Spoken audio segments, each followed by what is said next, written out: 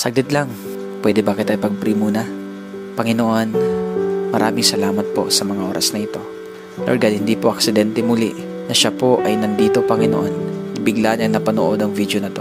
Lord, I pray in the name of Jesus na anuman ang gumugulo sa taong ito, Panginoon, anumang ginagawa ng kaaway sa kanyang buhay, sa pamamagitan, Lord, ng mga problema, sa pamamagitan ng mga pagsubok, mga sitwasyon na matitindi sa kanyang buhay. Dalangin ko ngayon, Panginoon, bigyan mo siya, Panginoon, o God, na lakas na nanggagaling sa iyo. Ano man ang kanya pong dinadala sa mga oras na to, Panginoon. Lord, maaaring ang taong ito, wala po siyang ibang mapagsabihan sa sobrang bigat na kanyang nararamdaman. Maaaring ang taong ito ngayon, Panginoon, hindi po niya alam kung saan siya lalapit at kung ano po ang kanyang gagawin. Napatanong na siguro ang taong ito, Panginoon, na may Diyos kaya na nagmamahal sa akin? May Diyos kaya na nakakaalam ng sitwasyon ko? Pero Lord, hayaan niyo po, Panginoon, patunayan mo po sa taong ito na ikaw ay nariyan palagi, anuman paggugulo ng kaaway sa kanya. In the name of Jesus, I rebuke it. Lord, I release peace.